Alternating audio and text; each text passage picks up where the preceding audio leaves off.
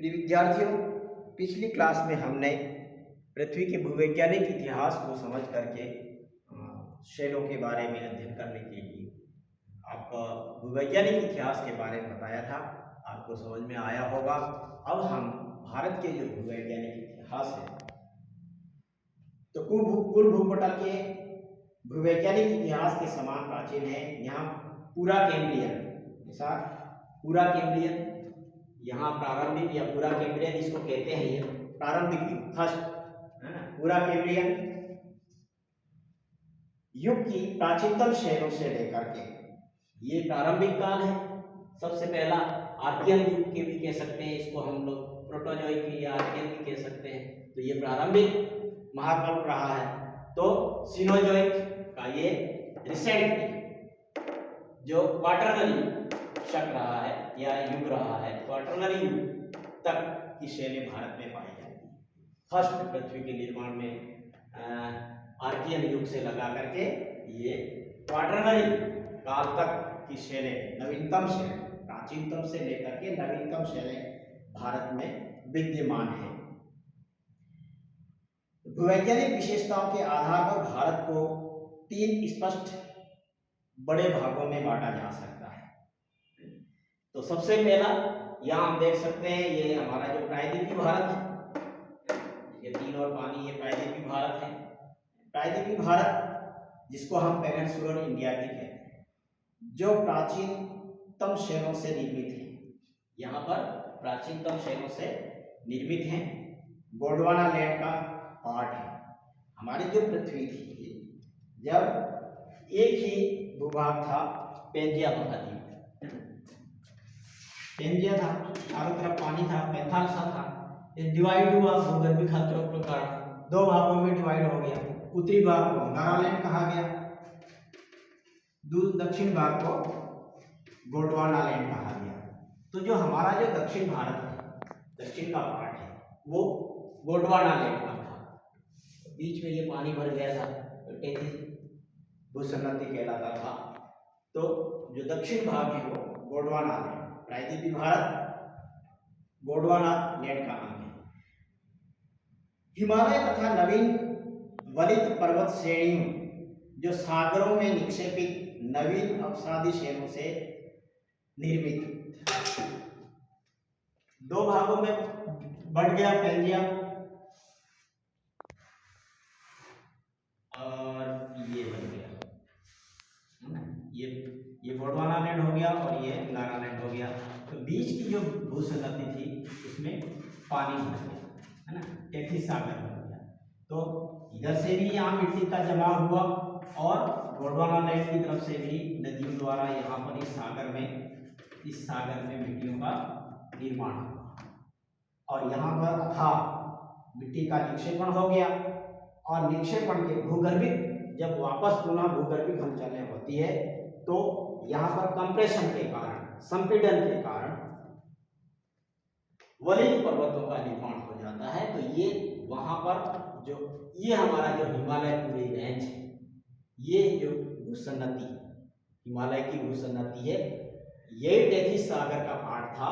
और गोंडवाना लैंड से और अंगारा लैंड से यहाँ मिट्टी भर जाने के बाद वो संपीड़न हुआ, है ना, और कंप्रेशन के कारण ये विश्व की सबसे ऊंची वलित या रिसेंट नवीन मोहरदार पर्वतों का निर्माण हो जाता है। तीसरा भाग, यहाँ पर हिमालय हो जाता है, ये गोंडवाना लैंड हो जाता है, यहाँ से नदियां निकलती है और रिसेंट यहाँ से नवीन मिट्टी ला करके इस पूरे मैदानी भाग में जमा कर दी जाती है। तो ये नई एकदम रिसेंट नवीन मिट्टी हो गई, ये प्राचीनतम मिट्टी हो गई गोंडवाना लैंड वाली भाग, ये वलित पर्वत वाली, हिमालय वाली पर्वत वाली हो गई। इसके बाद ये नवीनतम मिट्टी जो मैदानी भाग की है, दोनों से कट करके मिट्टी आई और अवसादी शैलों का निर्माण हो गया। तो भारत को हमने 3 भागों में विभाजित कर दिया गया। दोनों के मध्य गंगा सिंधु ब्रह्मपुत्र का मैदान नवीन जड़ों के निक्षेपों से उत्पन्न हुआ। तो इन तीनों विभाग भूवैज्ञानिक संरचना की दृष्टि से परस्पर तीनों ही पार्ट हैं भारत के, वो बिल्कुल अलग है। हिमालय नवीन वलित अवसादी शैलों का बना है। गंगा तथा ब्रह्मपुत्र का सैदा जो मैदान है, जो उपरोक्त दोनों विभागों के अपरदन से प्राप्त पदार्थों के निक्षेपण से अति नवीन नीरस भूवैज्ञानिक संरचना का उदाहरण है। तो भूवैज्ञानिक संरचना के इतिहास को अगर हम देखें तो उसको निम्न युगों में बांटा जा सकता है। सबसे पहले भारत में हम देखेंगे अति प्राचीन या पुरा कैम्ब्रियन, आर्कियन तथा धारवाड़ क्रम। आर्कियन या धारवाड़ क्रम है ना, इसको हम पहला ये आर्कियन या धारवाड़ क्रम जो दक्षिण भारत में है, धारवाड़ और बेल्लारी में, तो अति प्राचीन या पुरा कैम्ब्रियन। दूसरा है पुराण युग, जिसको हम कुदप्पा एवं विंध्यन क्रम भी कहा जा सकता है। ये मध्य भारत में, यहाँ पर हमारा विंध्याचल और सतपुड़ा है, तो ये जो पहाड़ियाँ हैं और ये जो पार्ट है मध्य का, उसको हम विंध्यन क्रम के नाम से या पुराण युग के नाम से जानते हैं। तीसरा है द्रविडियन युग और चौथा है आर्य युग, जो Gondwana, Deccan trap, tertiary, quaternary समूह की शैलें पाई जाती है। तो हम भूवैज्ञानिक संरचना की दृष्टि से भारत को अलग अलग भागों में बांट सकते हैं। पहला देखिए, सबसे पहले क्वाटरनरी युग, यानी यहाँ नंबर 1 डाल दिया। क्वाटरनरी युग देखिए, भारत का अधिकांश भाग है जो क्वाटरनरी पार्ट में आता है। क्वाटरनरी में अधिकांश नदियों ने ये नवीन मिट्टी की परत है जो ऊपर ये जमा कर, इस तरह से ये क्वाटरनरी युग आता है। दूसरा पार्ट है शिवालिक एवं तिप्पम समूह। शिवालिक और तिप्पम समूह, यहाँ पर ये शिवालिक पर्वतमाला है भारत में। और इसके बाद थर्ड नंबर पर शिवालिक एवं मध्य मायोसीन युग। मध्य ये मायोसीन युग, मिडिल मायोसीन युग आज से 23.7 मिलियन वर्ष पहले प्रारंभ हुआ था। पहला हमने देखा था शिवालिक एवं तिप्पम समूह, दूसरा मध्य मायोसीन। चौथे नंबर की जो शैलें हैं पैलियोसीन एवं इयोसीन। ये पैलियोसीन टर्शरी काल में आज से 66.4 मिलियन वर्ष पूर्व पैलियोसीन और इयोसीन दोनों युगों में इन शैलों का निर्माण हुआ था। तटवर्ती टर्शरी है ना, ये टर्शरी काल की ही बातें हैं। ये जो इसका तटवर्ती भाग है ना भारत का, वो टर्शरी काल में इन शैलों का निर्माण हुआ था। दक्कन ट्रैप सिनोजोइक, मेसोजोइक और गोंडवाना ग्रेनाइट, धारवाड़ अवर्गीकृत और चार्नोकाइट्स।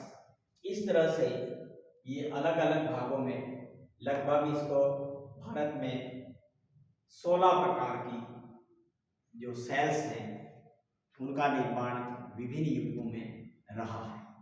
तो ये पूरा हमने जानने का प्रयास किया। भूवैज्ञानिक इतिहास की दृष्टि से भारत को ये 16, लगभग 16 से ज़्यादा भी हैं, तो इस 16 प्रकार के जो सेल्स हैं तो वो विभिन्न युगों में या उनका निर्माण अलग अलग में हुआ है। सबसे पहले हम पूरा कैम्ब्रियन की शैलें, प्री कैम्ब्रियन रॉक्स के बारे में पढ़ेंगे। भारत की जो पूरा कैम्ब्रियन पृथ्वी का जो निर्माण हो जाता है, कई बार लावा का उभार हो जाता है, धरती ठंडी हो जाती है और प्रारंभिक जो शैलें बनती हैं, तो इस समूह के अंतर्गत धारवाड़ क्रम तथा ग्रेनाइट, नीस व शिस्ट, धारवाड़, ग्रेनाइट, नीस व शिस्ट शैलें सम्मिलित हैं। ये प्राचीनतम शैलें प्रायद्वीपीय पठार के लगभग 2/3 भाग पर विस्तृत है। ये हमारे जो प्रायद्वीपीय भाग, मैंने जैसे ही पहले ही कहा था, आंध्र है, तमिलनाडु है, कर्नाटका है, तो इसका 2/3 भाग पर ये शैलें, मतलब इसमें सबसे प्रारंभिक युग आर्कियन युग की शैलें हैं जो इसमें दक्षिण भारत में पाई जाती हैं। शिस्त है, निश है, ये इस प्रकार की हैं।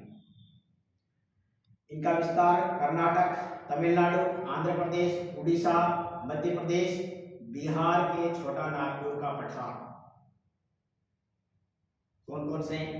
तमिलनाडु भी है, बिहार भी है, उड़ीसा भी है, आंध्र प्रदेश, दक्षिण पूर्वी राजस्थान के लगभग 1.87 लाख वर्ग किलोमीटर क्षेत्र पर इसका विस्तार पाया जाता है। तो अब हम समझ सकते हैं कि ये खनिजों के भंडार हैं। विशाल मिनरल्स अगर हम ढूंढने जाएंगे, बहुमूल्य खनिज अगर हमें प्राप्त करने हैं, तो आर्कियन समूह की जो शैलें हैं उसमें ही मिलना संभव है। बहुत अधिक कायांतरण के कारण ये शैलें मौलिक रूप खो चुकी हैं, है ना, मेटामॉर्फिक हुआ है तथा रवेदार कायांत्रिक रूप में पाई जाती है, इसलिए इनमें जीवाश्मों का अभाव पाया जाता है।